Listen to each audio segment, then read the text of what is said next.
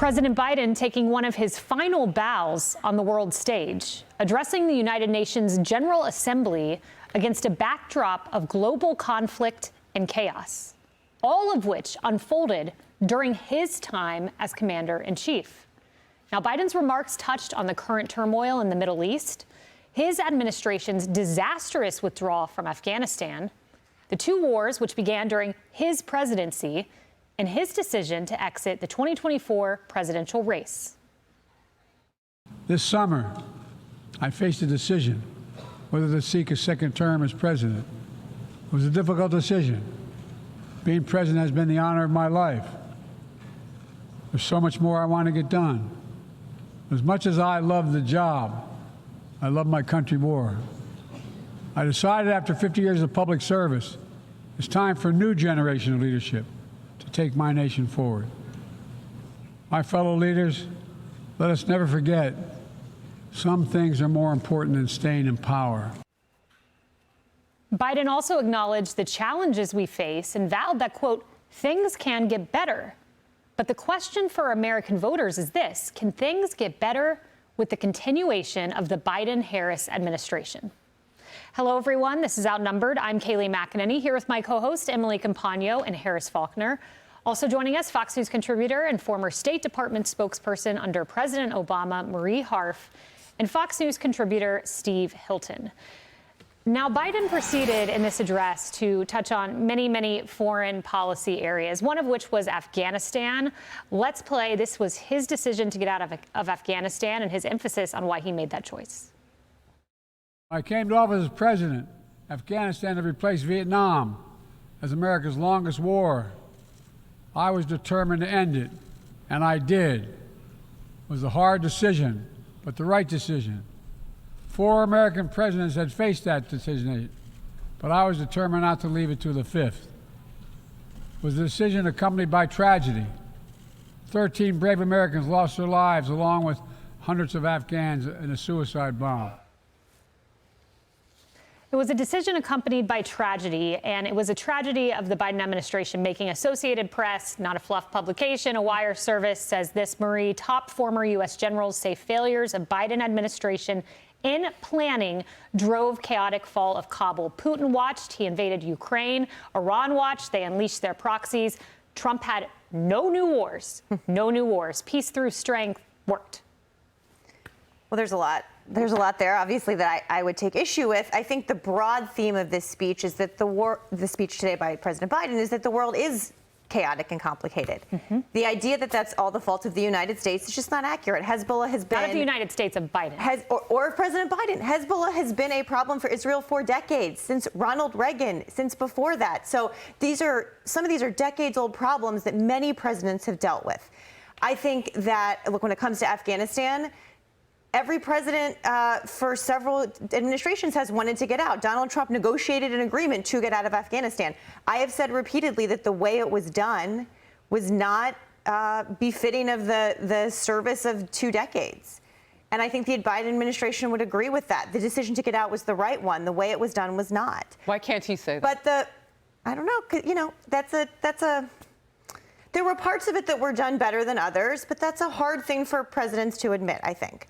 But the broader arc the broader arc of the speech was that when the United States leads, whether it's on protecting Israel, whether it's on going after terrorist organizations, whether it's fighting climate change — this is also Climate Week here at the UN — whether it's fighting the next global pandemic, that when we lead, the world is safer and more secure. And I've talked to a lot of leaders here since I got here yesterday, and they are terrified that if Donald Trump is in the White House again, we will stop leading on things like climate, on things like Marie, security. but you could assuage their worries by saying we have a 4-year experiment with Donald Trump, and there were no new wars. We have a 4-year experiment with Donald Trump. Though, the Kayleigh. last year, after his call with the head of the Taliban, there was not a single U.S. service member killed overseas. Like, you would acknowledge that that's an achievement. I don't think that that's because of Donald Trump's policies. I think there are a number of factors that will go into the ebb and flow of wars and when people are put in harm's way.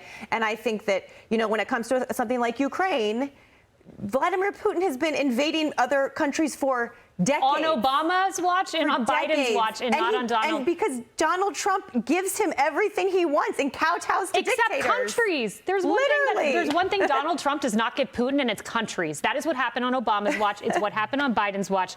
And Harris, you know, I go back to Bob Gates. Bob Gates was a colleague of Biden's, okay? He worked in the Obama administration, and Bob Gates said, I think he, meaning Biden, has been wrong on nearly every major foreign policy and national security issue over the past 4 decades.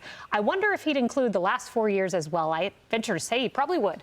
Well, I think if he didn't include that, he would have made that clear. Yeah. I mean, I think he's speaking. That's what's gone on. That's from 2014, by the way. It is. That's why I said he'd probably include the last 4 years. All right. Forgive me. Senator Sullivan of Alaska was on with me last hour, and climate change was mentioned, Marie's right, 6 times during Biden's speech today. He mentioned Iran 2 times.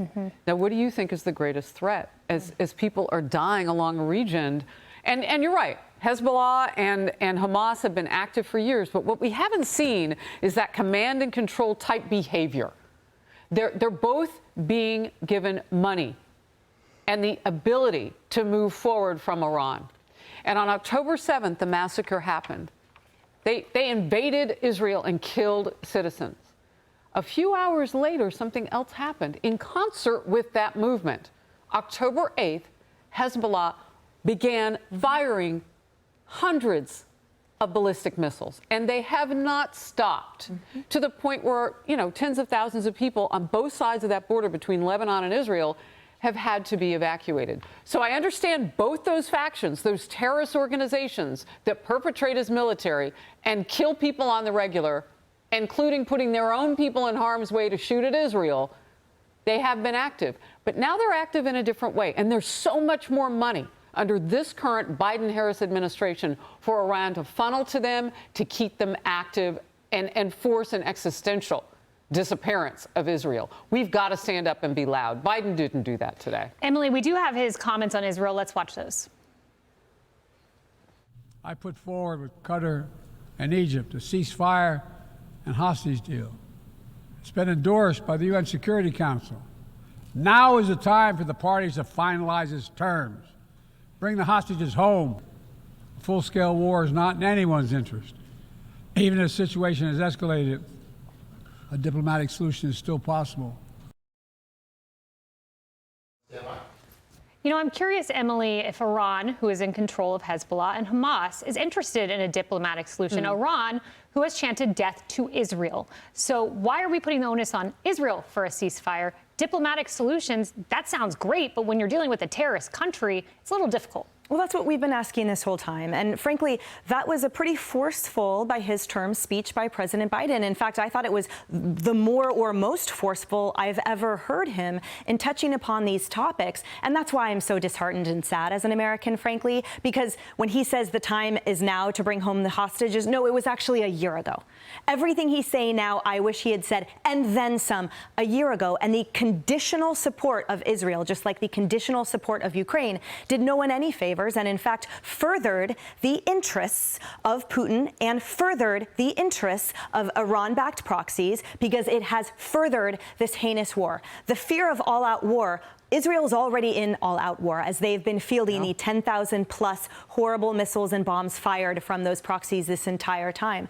You are totally right that when America leads, then the whole world is stronger and safer because of it. But we haven't seen that for 4 years. You are right that we have had those threats and the ongoing problems of the Middle East and Putin all these times. But the reality was Donald Trump's administration served as a deterrence, because during those 4 years, we didn't get the invasions. We didn't get anything because they knew what would happen if they did. So it speaks volumes that when the cat's away and the mice come out to play, that's why the mice have been out to play this entire administration. And the cost of it is those lives. Steve, Axios had the most terrifying piece I've read this entire election, and it's terrifying to me because it talks about Biden boxing out the progressives in the national security space, and that he's managed to do that. So he's had, you know, kind of a middle-of-the-road policy on Israel, if you will, and that Harris would be open potentially to a cabinet of progressives, and that would probably lead to Iran getting nuclear weapons and China invading Taiwan. Yes, it's amazing to think that after these disastrous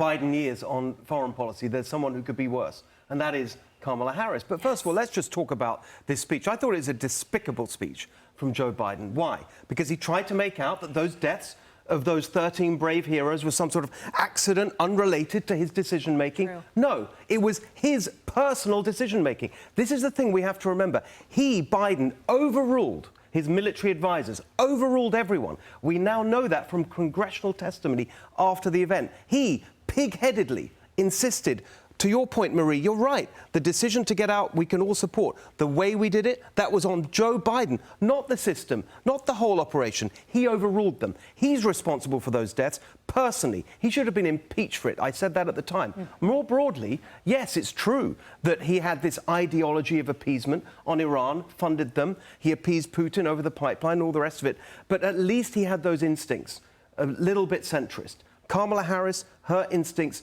are on the left. She's a machine politician, just like him, will go with the flow, but her instincts are more left-wing. And as you say, that is terrifying. Yeah, Kamala's cabinet of progressives. Ooh, can the world take it? Hey everyone, I'm Emily Campagno. Catch me and my co-hosts Harris Faulkner and Kayleigh McEnany on Outnumbered every weekday at 12 p.m. Eastern, or set your DVR. Also, don't forget to subscribe to the Fox News YouTube page for daily highlights.